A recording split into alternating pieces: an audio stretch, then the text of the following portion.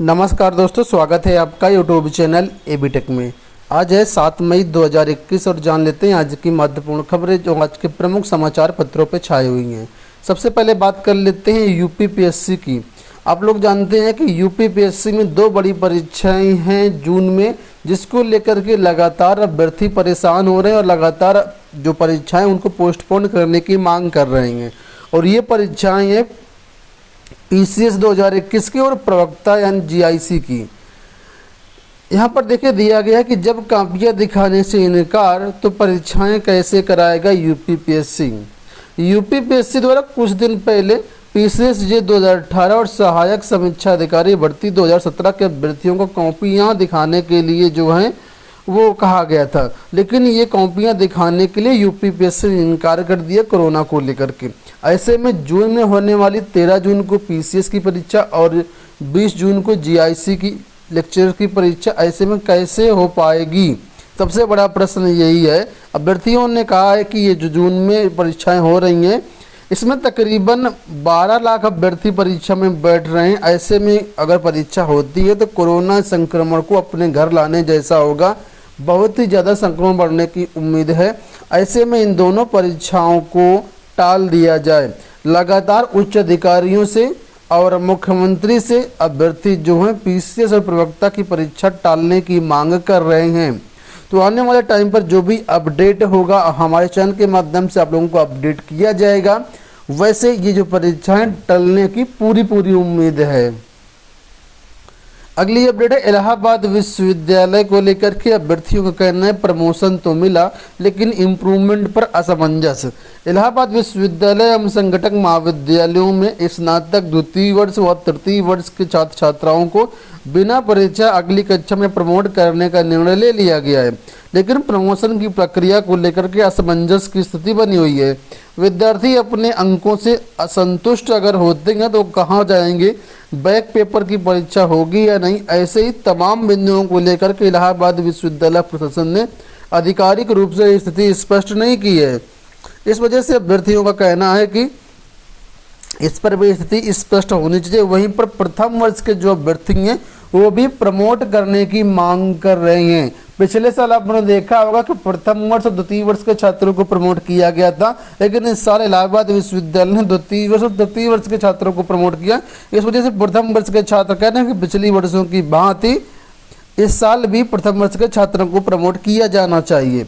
बढ़ते हैं अगली अपडेट्स की तरफ। यहाँ पर अपडेट है कोरोना अपडेट को लेकर के लिखा है कोरोना के खतरे से जागरूक करेंगे परिषदीय विद्यालयों के शिक्षक। कोई भी काम हो शिक्षकों को जरूर सौंपा जाता है। बेसिक शिक्षक पढ़ाते कम हैं और इधर उधर के काम ज़्यादा करते हैं। कई बार जो है कोर्ट भी कह चुका है कि शिक्षकों से सिर्फ पढ़ाई के काम ही लिए जाएं। हालांकि इस समय तो विद्यालय बंद हैं। ऐसे में यहाँ पर दिया गया कि कोरोना के खतरे से गांव-गांव जा कर के घर घर जा कर के जो है वो जागरूक करेंगे जो प्राइमरी के शिक्षक हैं। अगली अपडेट है 69,000 शिक्षक भर्ती के अंतर्गत तृतीय काउंसलिंग को लेकर के। आप लोग जानते हैं कि तृतीय काउंसलिंग होनी है। काफ़ी दिन पहले इसका आदेश जो है वो शिक्षा मंत्री ने अनाउंसमेंट कर दिया था और अभी तक उसकी कोई प्रक्रिया नहीं हो पाई है। तो अब यहाँ पर अपडेट आई है कि अगले माह तक हो जाएगी 5100 सहायक अध्यापकों की नियुक्ति।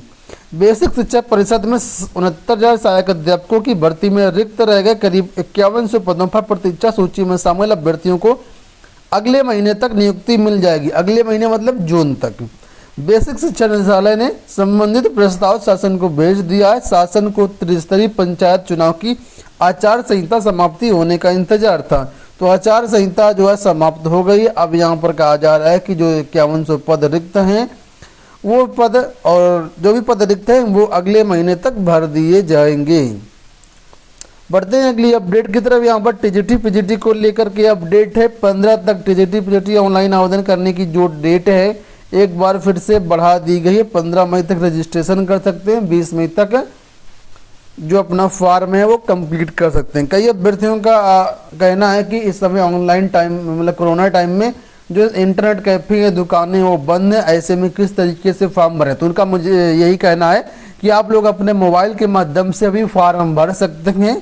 अगर आप नहीं भरना जानते हैं तो आप अपने घर में किसी जो पढ़ा लिखा हो थोड़ा सा अच्छा, जो मोबाइल के बारे में या इंटरनेट के बारे में अच्छे से समझ रखता हो, या आस पड़ोस से कोई व्यक्ति है, तो उनसे आप लोग फॉर्म भरवा सकते हैं। वैसे कोई बड़ी बात नहीं है। आप टीजीटी पीजीटी एग्जाम की तैयारी कर रहे हैं, एग्जाम देने जा रहे हैं, तो फॉर्म भी अपने मन से भर सकते हैं, मोबाइल से भर जाएगा, सर्वर में कोई समस्या नहीं है। अगली अपडेट की बात करते हैं, तो यहाँ पर अपडेट है कई सारी भर्तियों को लेकर के और पदोन्नति ट्रांसफर को लेकर के। देखा है, आचार संहिता के बाद पदोन्नति, तबादले और भर्तियों का इंतजार। पंचायत चुनाव की आचार संहिता खत्म होने के बाद लंबित पदोन्नतियों, रिक्त पदों को भरने के साथ वार्षिक स्थानांतरण नीति पर जल्द निर्णय होने की संभावना है। प्रदेश में राज्य लोक सेवा आयोग से तहसीलदारों को डिप्टी कलेक्टर के पद पर पदोन्नति की संस्तुति काफी पहले आ चुकी, लेकिन चुनाव आचार संहिता की वजह से पदोन्नति व तैनाती की कार्रवाई अटकी हुई है। इसी तरीके से जो है एडेड माध्यमिक कॉलेजों में भी ट्रांसफर की प्रक्रिया होनी है, मई में शुरुआत होने की संभावना थी चुनाव के बाद।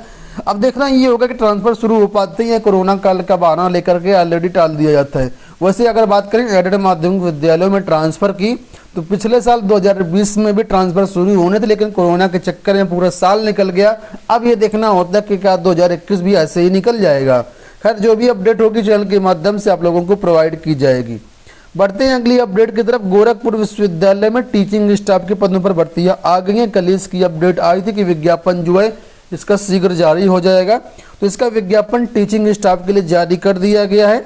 ठीक है, और इसमें 7 जून तक आप लोग आवेदन कर सकते हैं। ऑनलाइन आवेदन नहीं है, ऑनलाइन आवेदन करने के बाद आपको ऑफलाइन फॉर्म भेजना पड़ेगा। ठीक है, फॉर्म यूनिवर्सिटी की वेबसाइट पर भेजना, सारी डिटेल्स आपको वेबसाइट पर मिल जाएंगी। ये वेबसाइट दिया गया है www.ddu.gu.ac.in। यहाँ पर आप लोग ऑनलाइन आवेदन कर सकते हैं, साथ में अपना जो फॉर्म का प्रिंट आउट होगा वो उसको भी भेजने के लिए सारी डिटेल्स आपको वहाँ पर मिल जाएगी। बढ़ते हैं अगली अपडेट की तरफ। यहाँ पर अपडेट है यूजीसी को लेकर के और यूनिवर्सिटी परीक्षाओं को लेकर के। लिखा है यूजीसी ने कॉलेजों में इस महीने होने वाली ऑफलाइन परीक्षा स्थगित की। पूरे देश भर के जितनी भी यूनिवर्सिटी सभी में इस महीने कोई भी परीक्षाएं नहीं होंगी।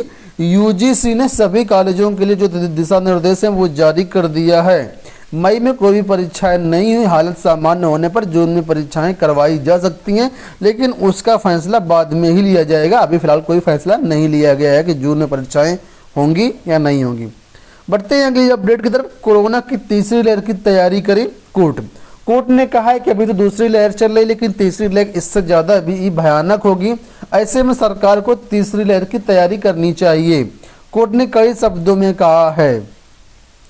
बढ़ते हैं अगली अपडेट्स की तरफ। यहाँ पर अपडेट है कस्तूरबा गांधी बालिका विद्यालयों में भर्तियों को लेकर के।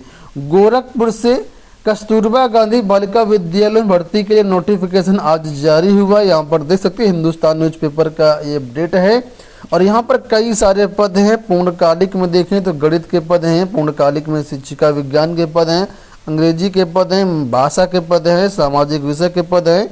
ये पूर्णकालिक में 22,000 आपको वेतन मिलेगा। एक जो आयु सीमा है 25 से 45 वर्ष है। वैकेंसी यहाँ पर देख सकते हैं, सारी डिटेल्स दी गई हैं।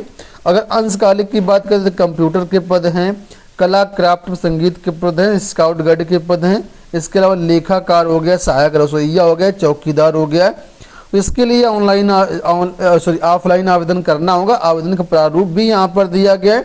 आप चाहें तो गोरखपुर एनआईसी की वेबसाइट विजिट कर लीजिए, वहाँ पर इसका ऑनलाइन जो प्रारूप है वो पीडीएफ में अवेलेबल है, उसको डाउनलोड कर लीजिए और उसका प्रिंट आउट निकलवा करके आप फॉर्म भर सकते हैं।